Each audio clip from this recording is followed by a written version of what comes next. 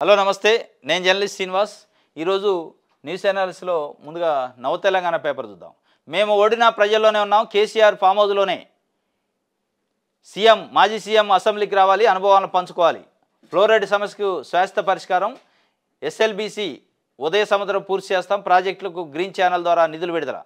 సంక్రాంతి తర్వాత రైతు భరోసా డబ్బులు జమ. ముఖ్యమంత్రి రేవంత్ రెడ్డి చెప్తుండు, మేము ఓడిపోయినా కానీ ప్రజల్లోనే ఉన్నప్పుడు 10 ఏళ్ళు కేసీఆర్ ఉన్నప్పుడు. కానీ కేసీఆర్ ఫామ్ హౌస్లో పరిమితమైండు, ఇప్పుడు ఓడిపోతే అని. ఆయన ఓడిపోయినా గెలిచినా ఫామ్ హౌస్లో ప్రగతి భవన్లో ఉన్నాడు, బయటకు రాలే ఎక్కువ. వాస్తవం అది. కానీ ఇవాళ తెలంగాణ సమాజం, తెలంగాణ రైతాంగం ఏమనుకుంటుందంటే, కేసీఆర్ ప్రజల్లోకి వచ్చిండారా లేదా, రోజు ప్రజల్లో కనపడ్డా, మీడియాలో కనపడ్డా లేదా పక్కన పెడితే ప్రజలకైతే మేలు జరిగింది. రైతులకి టైంకి కావాల్సిన కరెంటు కానీ, నీళ్లు కానీ, రైతు బంధు కానీ ఇట్లాంటి విషయాల్లో కొరత లేకుండా చూసిండనేది ఒక చర్చ జరుగుతుంది.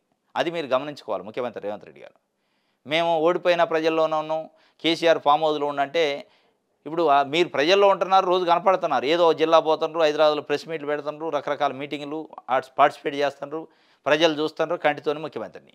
కేసీఆర్ ఉన్న రోజు కంటితోని ప్రజలు చూడాలంటే 3 నెలలు 4 నెలలు వెయిట్ చేయాల్సి వచ్చేది, బయట కనపడాలంటే. ఎక్కడో పెద్ద మీటింగ్ పెడితే ఆడ కనపడేది, లేదంటే ఆయన ప్రెస్ ముందుకు వస్తే ప్రగతి భవన్లో వచ్చేది తప్ప కనపడపోయేది. కనపడకపోయినా పనులైనవి మాకు, సెక్రటరేట్ రాకపోయినా పనులైనవి. ఆయన ఒక దొరతనం చూపించిండు, దొర పోకడు చూపించిండు. అయినప్పటికీ కింద ఉన్న వర్గాలకైతే ఎక్కడా కూడా ఇబ్బంది కలగలేదు. కొత్తగా వచ్చిన రాష్ట్రంలో కూడా కొన్ని అద్భుతాలు చేసిండు, కొన్ని స్కీములు పెట్టిండు. ఆ స్కీములు మీరు నడపలేకపోతున్నారు ఇవాళ ప్రజలు అనుకునేది. ఆయన పెట్టిన రైతు బంధు లాంటి స్కీముల్ని, ఆయన పెట్టిన పెన్షన్ స్కీముల్ని, ఆయన పెట్టిన అనేక ఈ స్కీములు ఏదైతే ఉన్నాయో వాటిని సరైన పందాల్లో నడపలేకపోతున్నారు అనేది. మీరు పదే పదే కేసీఆర్ని పోల్చుకుంటున్నారు. కేసీఆర్ని పోల్చుకుంటే మీకే నష్టం. మీరు ఏం చేస్తారో మీరు చెప్పాలి తప్ప, కేసీఆర్ ఫామ్ హౌస్లో ఉండా, ప్రగతి భవన్లో ఉండా, అది ఎందుకు జనాలకు అవసరంలే. మీరు ఏం చేశారు? 2 లక్షల ఉద్యోగాలు మొదటి సంవత్సరంలో భర్తీ చేస్తున్నారు, చేశారా లేదా? 50,000 ఉద్యోగాలు ఇచ్చిన ప్రపంచంలో ఇదే ఘనత అంటే. మరి ప్రపంచంలో 50,000 ఉద్యోగాలు ఒక సంవత్సరంలో ఇస్తేనే ఘనత అయితే, వాస్తవం మీరు చెప్పిన మాట ప్రకారం 2 లక్షల ఉద్యోగాలు ఇస్తే అంతకంటే మించిన పెద్ద ఘనత ఉండదుగా, చేయొచ్చుగా. ఎందుకు చేయలేదు అనేది ఇవాళ నిరుద్యోగులు అడుగుతున్నారు. సమాధానం లేదు. మేము 100 రోజుల్లో అధికారంలోకి వచ్చాక 100 రోజుల్లోనే పెన్షనర్స్కి డబల్ చేస్తామన్నారు. వాళ్ళు ఎదురు చూస్తారు ఇవాళ. ఎందుకు చేయలేదంటే దానికి సమాధానం ఉండదు. 100 రోజుల్లోనే 2,500 రూపాయలు మహిళకి ఇస్తా అన్నారు. ఎందుకు ఇవ్వలేదంటే సమాధానం లేదు. ఇవన్నీ డ్రాగన్ చేసుకుంటా అసలు విపరీతమైన ప్రచారం అనమాట. అంటే కాంగ్రెస్ పార్టీ అధికారంలోకి వచ్చి డిసెంబర్ 7కి 1 సంవత్సరం అయిన సందర్భంగా వార్షికోత్సవాల పేరుతోని ప్రభుత్వం డబ్బులను తగలబెడతారు. అవసరమా? ప్రజాపాలన, ప్రజా విజయోత్సవాలు చేసుకుంటే నిజంగానే ప్రజలకు మేలు జరిగితే వాళ్ళు చేసుకుంటారు. మీరు ఎందుకు పెద్ద పెద్ద యాడులు, హోర్డింగ్లు? ఎవరి డబ్బులు? ఈ ప్రభుత్వం డబ్బులు, ప్రజల డబ్బులు. ఇలా అసలు ప్రభుత్వం ఖజానా లోట్లో ఉందంటున్నారు, అప్పులు తేవాల్సి వస్తుంది అంటున్నారు. ఫీజులు, పేద పిల్లలు చదువుకుంటే ఫీజు రీఎంబర్స్మెంట్ ఇవ్వడానికి డబ్బులు లేవు. మీకు సంవత్సరం అయింది వచ్చి అధికారంలోకి. 6,000 కోట్లు పెండింగ్ ఉన్నాయి. ప్రైవేట్ కాలేజీలో పిల్లలకు హాల్ టికెట్లు ఇవ్వలేదు, పిల్లలకు సర్టిఫికెట్లు ఇవ్వట్లే పాస్ అయితే. అవి ఇవ్వడానికి డబ్బులు లేవు. కానీ హైదరాబాదు మొత్తం జిల్లాలలో, జిల్లా హెడ్ క్వార్టర్స్లో హైదరాబాదులో కూడా ఎక్కడ ఆర్టీసీ బస్ స్టాప్ కనపడితే అక్కడ హోర్డింగు, ఎక్కడ సెంటర్ ఉంటే అక్కడ హోర్డింగులు, I&PR డిపార్ట్మెంట్ పేరుతోని. ఏంది డబ్బులు?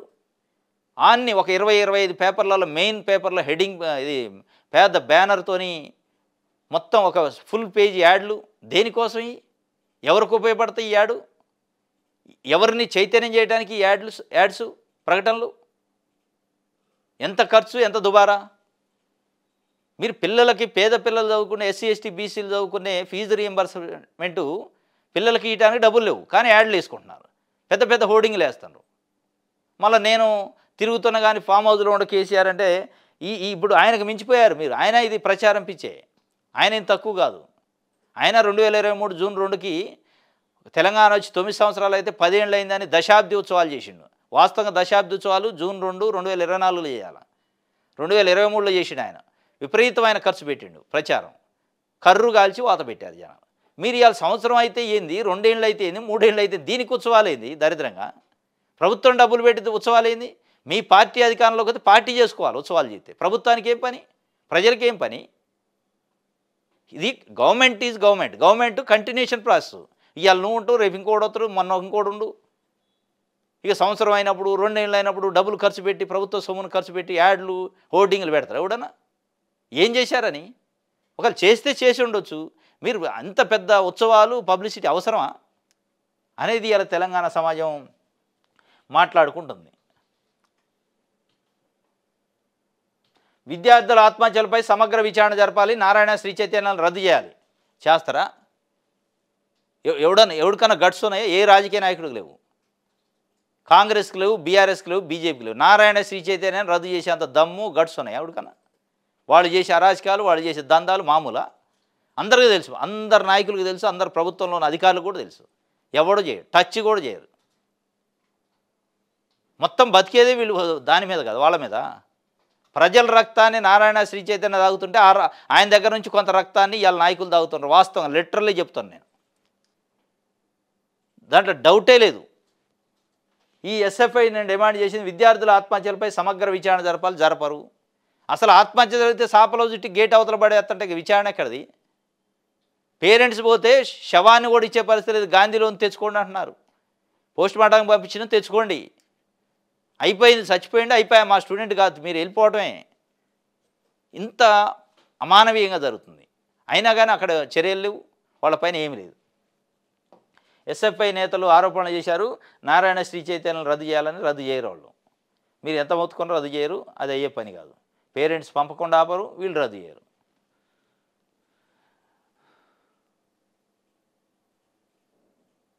రైట్, ఆంధ్రప్రభ చూద్దాం.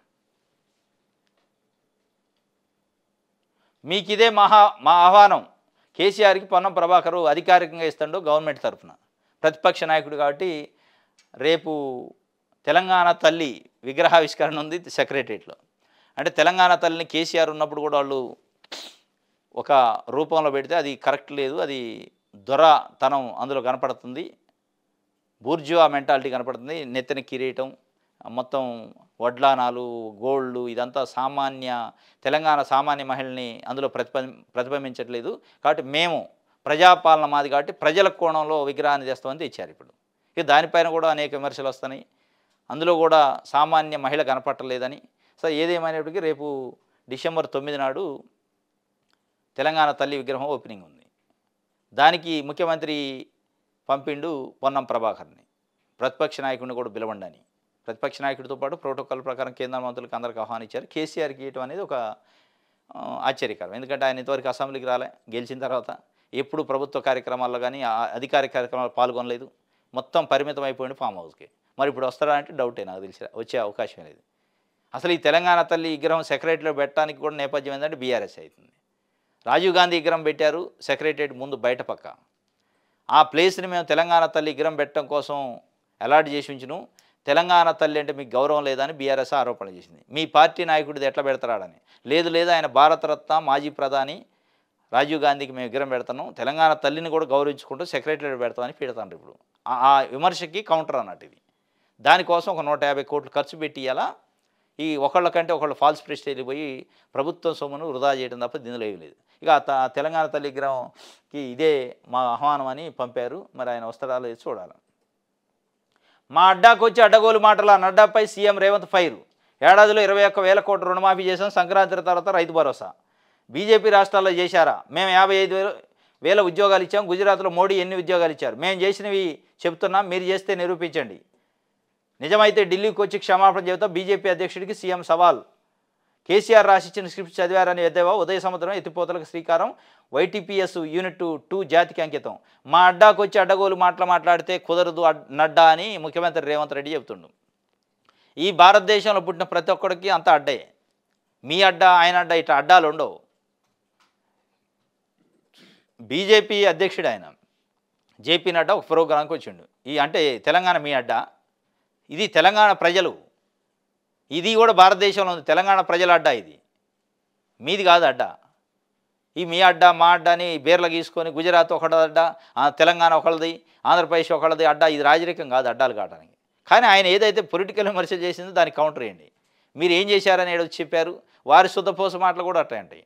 రైతుల గురించి మాట్లాడతారు. ఆ ఢిల్లీ సరిహద్దుల్లో రైతులు రోజు 24 గంటల పాటు చేస్తూనే ఉన్నారు పాపం. ధర్నాలు, రాస్తారోకలు, వాళ్ళ పైన వాటర్ క్యాన్లు, టియర్ గ్యాస్లు ప్రయోగిస్తారు. ఈడకొచ్చి రైతులకి అన్యాయం చేస్తారు అని మాట్లాడతారు. వారి మాటలు అట్లే ఉన్నాయి. ఈయన ముఖ్యమంత్రి రేవంత్ రెడ్డి గుజరాత్లో మీరు ఎన్ని ఉద్యోగాలు ఇచ్చారు, ఎక్కడెక్కడ బీజేపీ రాష్ట్రాల్లో రుణమాఫీ చేశారు, నేను చర్చిస్తారా అండి, ఒకవేళ నిజంగానే మీరు చేసినట్టు నిరూపిస్తే ఢిల్లీకి క్షమాపణ చెబుతా అంటుండు. వారు చేసింది లేదు, చెప్పేది లేదు, ఉట్టిదే ఇదంతా.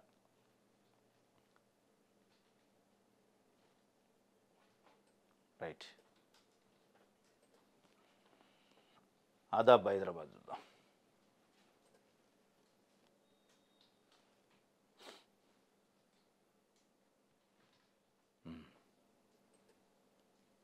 కేసీఆర్ గాలి బ్యాచ్ని మాపైకి వదిలాడు. కేసీఆర్ ఏనాడైనా ప్రతిపక్ష పాత్ర పోషించారా? ఈ మధ్య 3 రోజుల నుంచి రేవంత్ రెడ్డి గారు బాగా వాళ్ళని మా మీదకి వదిలిండు, ఉసిగొలిపిండు, గాలి బ్యాచ్ని వదిలిండు, మీ పిల్లలకు బుద్ధి చెప్పుకో అంటాడు. మొత్తానికి అయితే ఈ హరీష్ రావు, కవిత, కేటీఆర్, మిగతా బీఆర్ఎస్ పార్టీ నాయకులు వేసే కౌంటర్కి కొంత ప్రభుత్వంలో ఏదో అలజడి వచ్చింది. ఇంటెలిజెన్స్ రిపోర్ట్స్ వస్తున్నాయి కానీ మా మీదకి గాలి బ్యాచ్ని వదిలిండి, ఇది పద్ధతి అప్రద్దాన్ని అడ్డుకుంటే అభివృద్ధి ఎట్లా అయిద్దని ఒక రకంగా ముసలికా నీరు అయితే కారుస్తుండే, ఏదో లోపల ఇబ్బందికరమైన పరిస్థితి ఉందంటుంది. శ్రీ చైతన్య స్కూల్లో ఘోరం జరిగిందట. స్కూల్ బాత్రూంలో కింద పడ్డ యాసిడ్, రక్తపు వాంతులు చేసుకున్న విద్యార్థులు, దాదాపు 40 మంది విద్యార్థులకు తీవ్ర అస్వస్థత. చింతల్లోని శ్రీ చైతన్య పాఠశాలలో ఘటన. ఐడిపిఎల్ చింతల్లో శ్రీ చైతన్య స్కూలు. వాళ్ళ అరాచకాలు ఒకటి కాదు, వారానికి ఒకళ్ళు ఇద్దరు ఆత్మహత్యలు చేసుకుంటున్నారు. అయినా ప్రభుత్వానికి చలనం లేదు, ఇంటర్మీడియట్ బోర్డుకి కానీ చలనం లేదు, స్కూల్ ఎడ్యుకేషన్ డిపార్ట్మెంట్కి చలనం లేదు. నిన్న మళ్ళీ చింతల్లో పాపం 40 మంది విద్యార్థులట రక్తపు వాంతులు చేసుకున్నారు. ఎవడో చెప్పుకోవాలి? పేరెంట్స్ ఉందా? ప్రభుత్వ అధికారులు ఉన్నారా? వ్యవస్థ ఉందా? పని చేస్తుందా? ఏం పని చేస్తున్నట్టు? బాత్రూంలో యాసిడ్ పగిలిపోయిందట, యాసిడ్ బాటిల్. ఆ స్మెల్, యాసిడ్ నుంచి వచ్చే స్మెల్ ఉంటుంది కదా, ఆ స్మెల్ పీల్చి 40 మంది విద్యార్థులు బ్లడ్ వాంటింగ్ చేసుకున్నట. అంటే అక్కడ మరి స్కూల్లో టీచర్స్ లేరా, వార్డెన్స్ లేరా, ఆయాలు లేరా, ఎవరికి వాసన రాలేదా? వాసన వచ్చినప్పుడు వెంటనే ప్రికాషనరీగా పిల్లలను బయటికి పంపి దాన్ని క్లీన్ చేసి ఉంటే బాగుండేది. అంటే సోయి లేని టీచర్ ఉన్నారట, సోయి లేని యంత్రాంగం ఉంది. వాళ్ళ సోయి, వాళ్ళ తపన, వాళ్ళ ధ్యాస అంతా దేని మీద ఉంటుంది? స్కూల్ ఫీజులు వసూలు చేసుకోవడం మీద ఉంటుంది. బాటిల్ పగిలితే వెంటనే స్మెల్ అవుతుంది. పగలటం అనేది అది ప్రమాదవశాత్తు పగిలి ఉండొచ్చు, తప్పులేదు దాంట్లో. పగిలినప్పుడు స్మెల్ వచ్చినప్పుడు immediately with in the fraction of మినిట్స్లో చర్యలు తీసుకోవాలిగా. పిల్లల్ని బయటికి పంపటమా, దాన్ని క్లీన్ చేయడం ఏదో చేయాలి కదా. వాళ్ళ చదువు, వాళ్ళ దందా, వాళ్ళు ఫీజులు వసూలు చేసుకోవడం దీని మీద ఉంటారు. ఆ వాసన పీల్చి పాపం 40 మంది విద్యార్థులు ఇప్పటికి కూడా హాస్పిటల్లో ఉండటం. ఇది ఆదాబ్ హైదరాబాద్ సంబంధించి.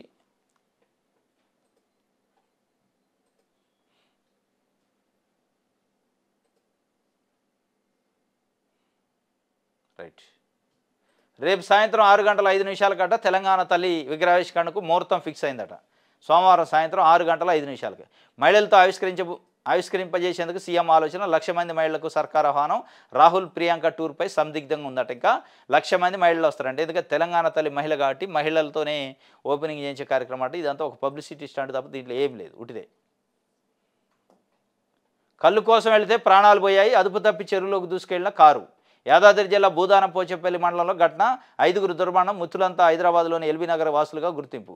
కళ్ళు తాగుదామని పోయారట హైదరాబాద్ నుంచి కారు వేసుకొని. ఎక్కడ? భూదాన్ పోచంపల్లిలో జలాల్పూర ఏదో ఉంటుంది, ఆ ఏరియాలో కళ్ళు ఉందని ఫ్రెండ్స్ పోతుండ్రట దోస్తులంతా కలిసి. అది పోయి షెర్లో పడ్డదట కారు. అదుపు తప్పి షెర్లో పడి మొత్తం 5గురికి చచ్చిపోయి సెంటర్ లాక్ పడ్డది కారుది. అందులో ఊపిరాడలే, నీళ్ళు పోయినాయి, చనిపోయారు 5గురు. ఇది ఒక రకంగా విషాదకరమైన వార్త. టీఎఫ్డీసీ చైర్మన్గా దిల్ రాజు అట 2 ఏళ్ల పాటు పదవిలో కొనసాగింపు. ఉత్తర్వులు జారీ చేసిన సిఎస్ శాంతికుమారి. సీఎంను కలిసి ధన్యవాదాలు తెలిపిన టాలీవుడ్ నిర్మాత దిల్ రాజుకి తెలంగాణ ఫిల్మ్ డెవలప్మెంట్ కార్పొరేషన్ చైర్మన్గా అవకాశం ఇచ్చారు. 2 ఏళ్ళు పదవి కాలం ఉంటుందట. దానికి సంబంధించిన ఉత్తర్వులు వచ్చాక సీఎంను కలిసి కృతజ్ఞత తెలిపిండట. ఇది ఒక వార్త.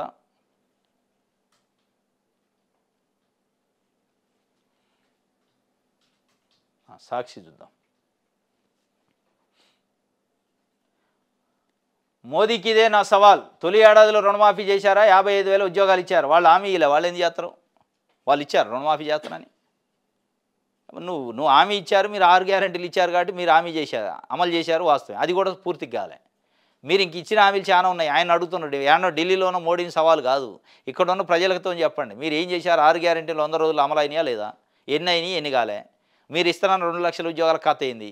ఊకే 55,000 ఉద్యోగాల గురించి చెప్తారేంది ముఖ్యమంత్రి గారు? 55,000 ఉద్యోగాలు నువ్వు ఇచ్చేదేంది? ఇంకా 1,50,000 ఏది అని జనాలు అడుగుతున్నారు నిరుద్యోగులు. అది చెప్పకుండా నేను ఇచ్చినా అని అంటే మోడీకి తెలవకపోవచ్చు. తెలంగాణ ప్రజలకు తెలుసుగా మీరు ఇచ్చిన హామీలు. మీరు ఇచ్చిన ఏం హామీలు ఇచ్చారు? ఎన్ని రోజులు పూర్తి చేస్తారనేది మీరు చెప్పిన మాటలు అట్లే ఉన్నాయి కదా! మీరు ఉట్టినే మోడీకి సవాల్ ఇసిరితే ఎట్లా?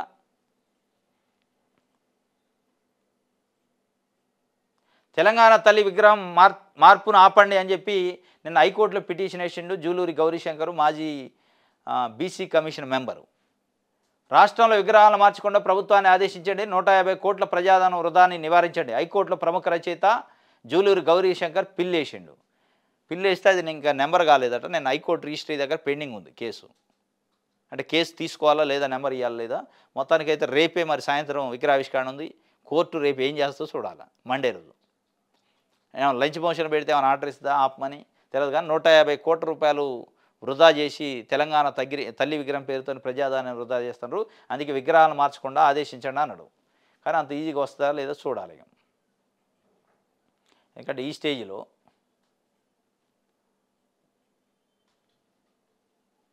రైట్ ఇది వార్త.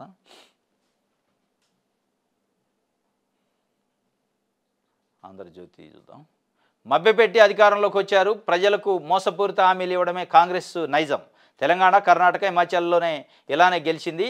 రేవంత్ సర్కార్ మోసాలను ఎండగట్టేందుకే వచ్చా. అప్పులతో రాష్ట్రాన్ని నడిపిస్తున్నారు. రాష్ట్రంలో కాంగ్రెస్ ప్రభుత్వంపై పోరాటానికి నడుమిగిద్దాం. ఒక్కసారి బీజేపీ అధికారంలోకి వస్తే శాశ్వతంగా ఉంటుంది. హైదరాబాద్ బహిరంగ సభలో పార్టీ జాతీయ అధ్యక్షుడు జేపీ నడ్డా. రేవంత్, కేసీఆర్ కవల పిల్లలు, కాంగ్రెస్ బీఆర్ఎస్లు డిఎన్ఏలు ఒకటే. కాషాయ జెండా ఎగరేసేదాకా పోరాటం ఆపవని కిషన్ రెడ్డి చెబుతుండు. బీజేపీ జాతీయ అధ్యక్షుడిగా ఖట్టర్ లేదా శివరాజ్ సింగ్ చౌహాన్ అయ్యే అవకాశం ఉందట. అది ఒక వార్త. ఇది మభ్యపెట్టి అధికారంలోకి వచ్చారు, ప్రజల మోసపూరితమైన హామీలు ఇవ్వడం వల్ల కాంగ్రెస్ కర్ణాటక, హిమాచల్ ప్రదేశ్, తెలంగాణలో అధికారంలోకి వచ్చింది. బీజేపీ కాంగ్రెస్ పైన పోరాటం చేయడానికి వెనకాడదు. కాంగ్రెస్ పైన పోరాటం చేసి ఒక్కసారి అధికారంలోకి వస్తే శాశ్వతంగా ఉంటామని ఆయన చెప్తున్నారు. సంక్రాంతిలోపు భూ సమస్యలకు మోక్షం వస్తట. గతంలో కన్నా మెరుగ్గా ట్రిబ్యునల్ వ్యవస్థ. 2 రోజుల్లో వీఆర్ఓ వ్యవస్థపై నిర్ణయం. ఆంధ్రజ్యోతిలో వచ్చిన కథనాల ఆధారంగానే 1900 కోట్ల విలువైన భూములు కాపాడాం. అనవసర ఖర్చుల కోసం భూములు అమ్మం. అవసరమైతే 0.5% స్టాంప్ డ్యూటీ తగ్గిస్తాం. మంత్రిగా ఏడాదిలో సంతృప్తి చెందని పొంగులేటి శ్రీనివాసరెడ్డి చెబుతుండు. సంక్రాంతిలో భూ సమస్యలకు మోక్షం వద్దట. సంవత్సరం అయింది జనాలు ఎదురు చూడబట్టి. డిసెంబర్ 7 నుంచి చూస్తున్నారు ఏమైద్దో రేపా ఎందుకంటే బంగాళాఖాతంలో వేస్తున్నారు ధరణిని. ఎప్పుడు వేస్తారు మా సమస్యలు ఎప్పుడు పరిష్కారం అయిందని 1 ఇయర్ అయింది. మళ్ళీ సంక్రాంతికి పోయింది కథ. భూ సమస్యలకి మోక్షం వద్దట. 1 ఇయర్ తర్వాత కూడా ఇప్పటికి రాలే, కానీ సంక్రాంతికి వస్తుంది అంటాడు. సంక్రాంతికే రైతు భరోసా కూడా మోక్షం వద్దట, దీనికి వద్దట. మరి ఇది ఎంతవరకు నిజం అనేది మళ్ళీ అప్పుడు చూసుకోవాలి మనం. ఇప్పుడు మళ్ళీ మధ్యలో మాట్లాడుకోవడానికి లేదు కదా. ఇది పొంగులేటి శ్రీనివాసరెడ్డి చెప్పింది. ఈనాడు చూద్దాం. యువతకు ఉద్యోగాలు ఇచ్చి రుణం తీర్చుకోవద్దా? తీర్చుకోవాలి. ఓడొద్దాడు తీర్చుకోవాలి, కానీ మీరు అన్నది తీర్చండి. మీరు ఏం చెప్పారు? 1 సంవత్సరంలోపు అధికారంలోకి వచ్చాక 2 లక్షల ఉద్యోగాలు ఇచ్చి రుణం తీర్చుకుంటా అన్నావు. 55,000 ఉద్యోగాలు ఇచ్చి పదే డంకా మోగిస్తున్నావు. నేను 55,000 ఇచ్చిన మోడీ నువ్వు ఇచ్చిన మాట నువ్వు మోడీకి నీ పంచాయతీ ఏముందో, కానీ మీరు తెలంగాణ యువతకి నిరుద్యోగులకి ఏమేమి హామీ ఇచ్చారు? కాంగ్రెస్ పార్టీ గెలిస్తే 1 ఇయర్ లోపే 2 లక్షల ఉద్యోగాలు ఇస్తా అన్నావు. అది ఇవ్వకుండా నేను రుణం తీర్చుకోవద్దంటే ఓడొద్దంటే తీర్చుకోవద్దని. తీర్చుకోవాలనే కదా 2 లక్షలు ఏమన్నది. నువ్వు మొదటి సంవత్సరంలో 2 లక్షలు డుమా కొట్టినావు అంటే 5 ఏళ్లలో ఏముంటాయి? మళ్ళీ ఈ లక్షే చూపిస్తాము. ఈ 55,000 ఇంకో 40,000 వేసి 1,00,000 ఉద్యోగాలు నింపిన 5 ఏళ్లలో ఇక ఇంతకంటే అద్భుతం లేదని చెబుతాము. బరాసాకు ముఖ్యమంత్రి సూటిగా ప్రశ్నించిండట. ఆ పార్టీ నేతలు ప్రతి అభివృద్ధి పనిని అడ్డుకుంటున్నారని ఆక్షేపణ. సంక్రాంతి తర్వాత రైతు ఖాతాల్లో రైతు భరోసా సొమ్ము, గోదావరి జలాలను మూసీలో పారించే బాధ్యత నాది. నల్గొండ సభలో సీఎం రేవంత్ రెడ్డి భాజపా పాలిత రాష్ట్రాల్లో ఏడాదిలో 55,000 ఉద్యోగాలు ఇచ్చారా అని నడ్డాకు సవాల్. వాళ్ళు ఇచ్చారో లేదో కానీ తెలంగాణలోని యువతకు అది అవసరం లేదు. నిరుద్యోగులకి మీరు ఏం హామీ ఇచ్చారు? 2 లక్షల ఉద్యోగాలు ఇస్తా అన్నారు. అది చెప్పకుండా భాజపా స్టేట్లలో ఇచ్చారా 55,000 ఉద్యోగాలు? వాళ్ళు ఇవ్వలేదు. వాళ్ళ కోట్లు వేశారు లేదా ఓడించారు. ఆ బాధ వేరు. మీ బాధ చెప్పండి. మీరు చెప్పిన సమస్య ఏంది? మీరు చెప్పిన మాటలు ఏంది? హామీలు ఏంది?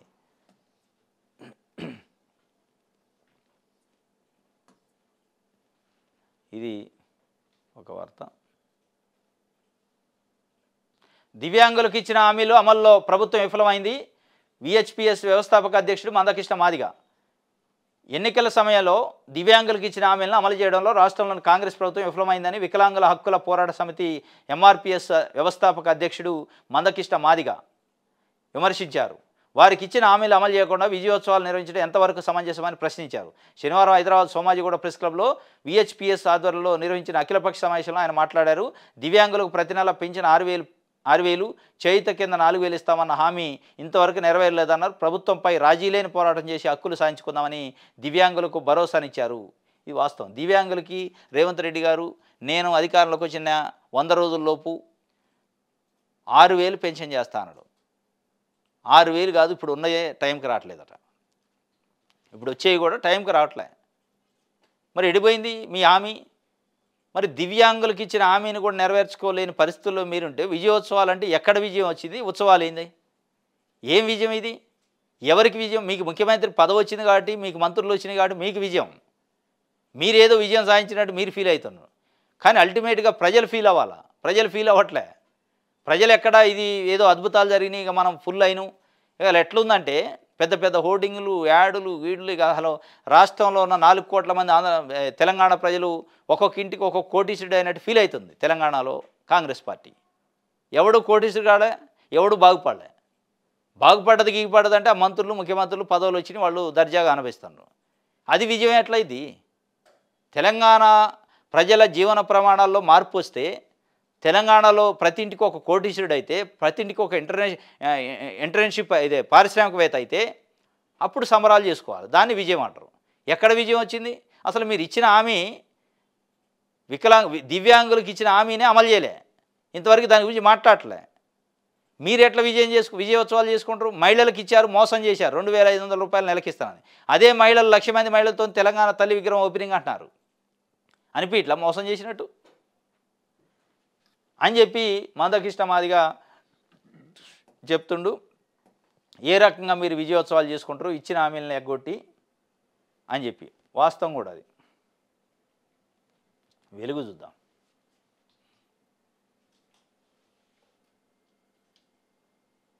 కాంగ్రెస్ వాళ్ళట మాయలోళ్ళట. అన్ని వర్గాలను రేవంత్ సర్కార్ మోసం చేసిందని జేపీ నడ్డా అంటాడు. బీజేపీ వాళ్ళు ఏంది మరి? బీజేపీ వాళ్ళు మంచి వాళ్ళ? ఎవడైనా మాయలోళ్ళు. కుర్చీ కోసం మాయ మాటలు చెప్పడం, ఎక్కటం, జనాల మోసం చేయడం తప్ప ఏం లేదు.